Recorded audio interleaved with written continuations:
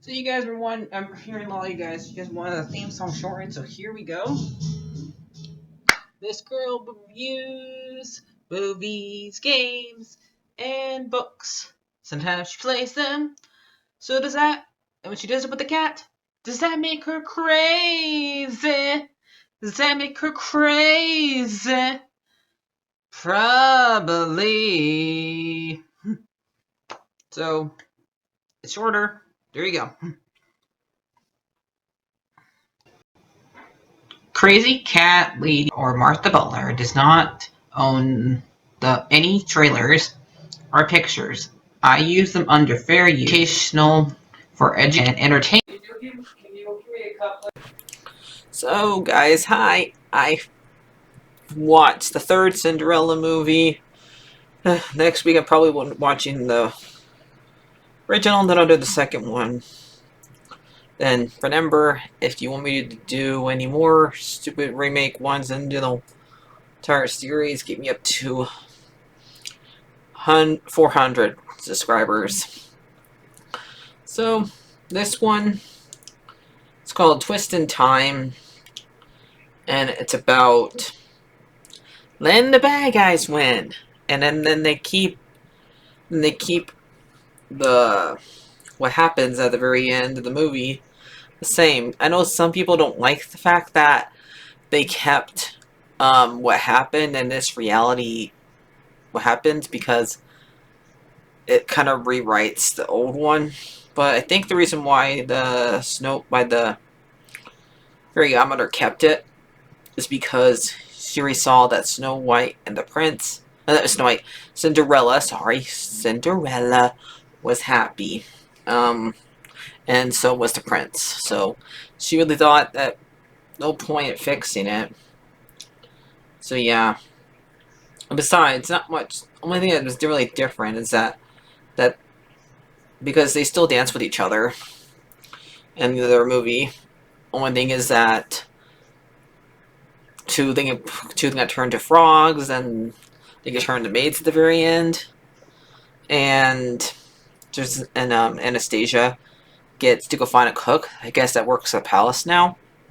So they made it to where Anastasia got the wand. And the fairy godmother, and it's been a year since this happened. So it's like their 1 year anniversary, and both Cinderella and Anastasia are doing the chores because they're supposed to, because it's their house. And she sees Cinderella and the prince riding on horses in the distance, and they are going to have their 1 year anniversary happen. And then she saws the fairy godmother using the wand, and so she figures that she grabbed the wand because the fairy godmother let the wand slip out of her hand. How does that even work? It's a wand, but she has to get it somehow. And then she brings it back to Lady Tremaine and Cinderella and explain. They don't believe her at first until they see her actually use it. She uses on Lucifer, turns into a half goose, half cat, and then she accidentally turns the fairy godmother into a statue or a garden gnome, because she calls her a garden gnome before she does it. And so Lady Tremaine gets the wonderful or terrible idea, depends how you look at it, to go back in time and give Anastasia another chance of marrying the prince and fitting the shoe, because she picks Anastasia and Cinderella. If you watch the second movie, Anastasia gets to have the happy ever after, and Cinderella doesn't get the happy ever after. And this one, the same thing. Cinderella only wants riches. She doesn't really care about the prince.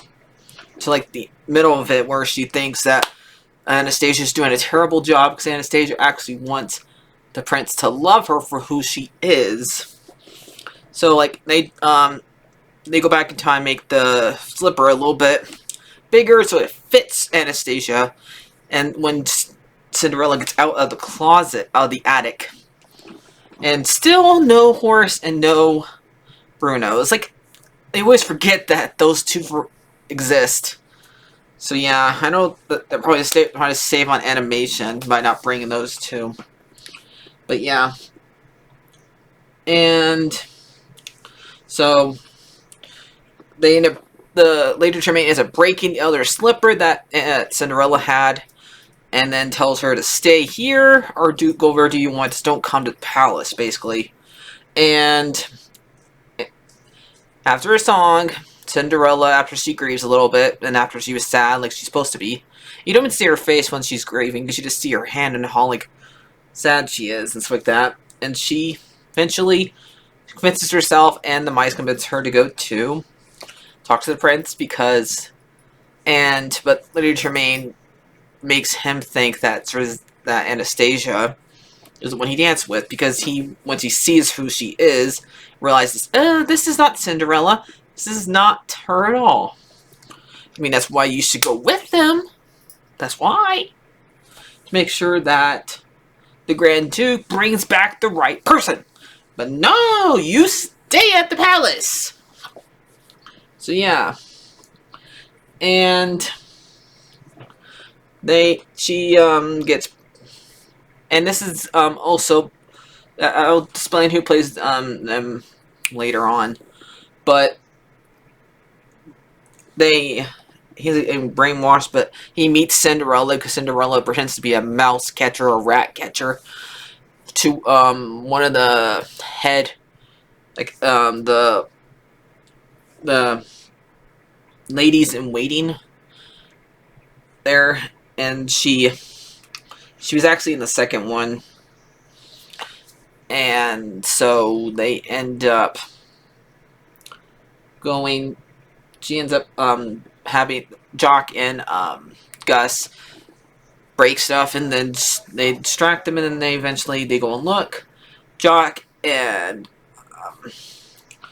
Gus both see her.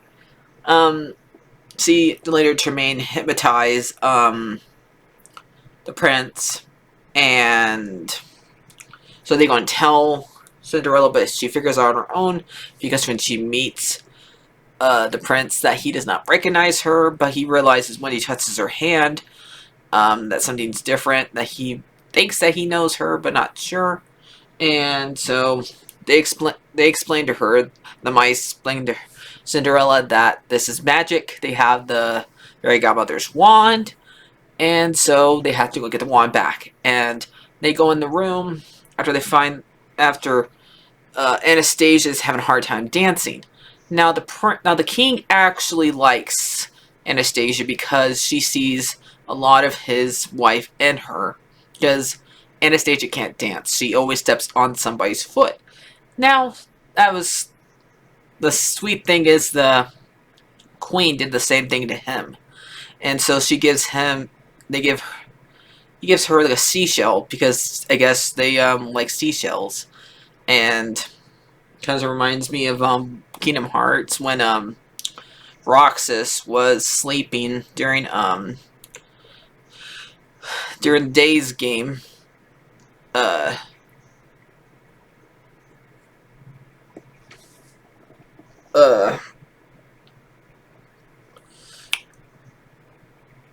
They what's her name? Shion left seashells for Roxas when he was sleeping during when Chain of Memories was going on. So yeah, that was kind of reminding me of that. And so after what was going on, Cinderella sneaks in there and has the mice go and gets it. Somehow Lucifer gets hit by fire and makes Cinderella go in there, and Lady Tremaine's not stupid. She knows right away it's her, and so they don't notice that the mice are stealing the wand, and so the guards were sent after Cinderella. Lady Tremaine has her banished, but the birds go and tell the prince about this and brings him, and he sees the whole entire thing happen. And so, but he says to take care of it, but I don't think he meant banish her forever, but she gets banished. And eventually the mice go and tell the prince, But first, the prince is pretty much not going on with his allies. He thinks this is the zoo. Like, first birds, now mice. Like, he's a lot more better in this movie because he doesn't really do much in the original. And because he's off either doing a crusade or something like that in the first one, and he only gets like a couple lines. And so having so much to do more in this movie is good. And I don't think he does very much in the second one either. Um, but and he has to deal with all this stuff happening to him around him, and eventually he goes along. Eventually, he is convinced by the mice to go, but he says I like the song, and he goes and saves them. But he is stopped by his dad because his dad has had blood pressure. He might have a heart attack, and so he said, "Do not go down the stairs." And what does the prince do? He jumps out the window. Okay, he just goes whoop.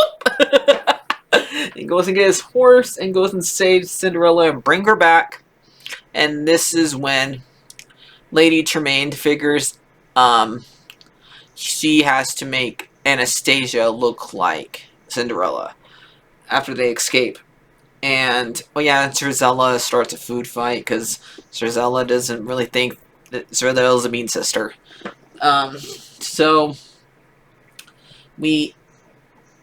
and then the Lady Tremaine makes Lucifer as a person and puts Cinderella and the mice into a pumpkin, and the poor horse, that looks nothing like the horse from the first movie, gets captured and gets forced to take Cinderella who knows where, and then they beat human Lucifer and calls him Bad Kitty, and basically.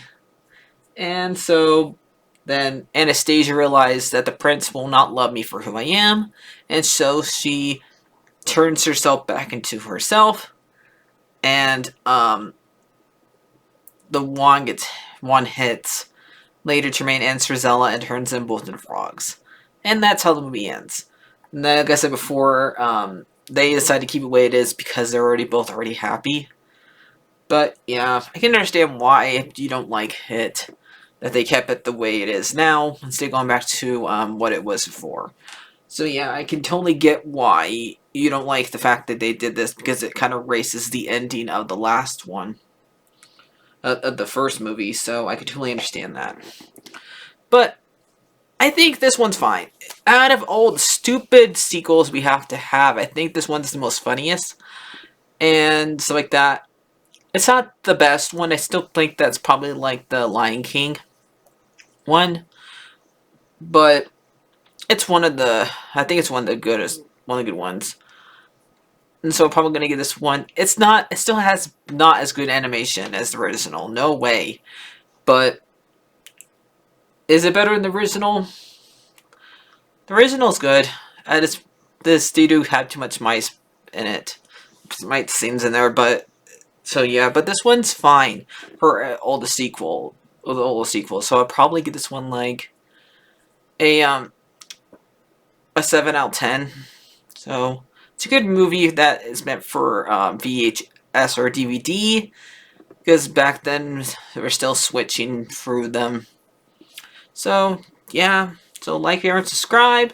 And next week is the original. And so yeah, I gotta talk about who played who first. Okay, so we got Christopher Daniel Brand, who was also Eric and Little Mermaid. We also got as the prince, and we got Susie Barron as Lady Tremaine, Jennifer Halls as Cinderella, Tara Marknell as Anastasia, Ruby Taylor as Cinderella and the Fairy Godmother, Paul Rubin as Gus and the Grand Duke, and Corey Birkin as Gus. And do I really have to do the king? So I think that's basically it. Those are the actors who directed this movie. We got Frank music by Joe McNally and stuff like that. Came out February 6, 2007. So that's basically it, guys.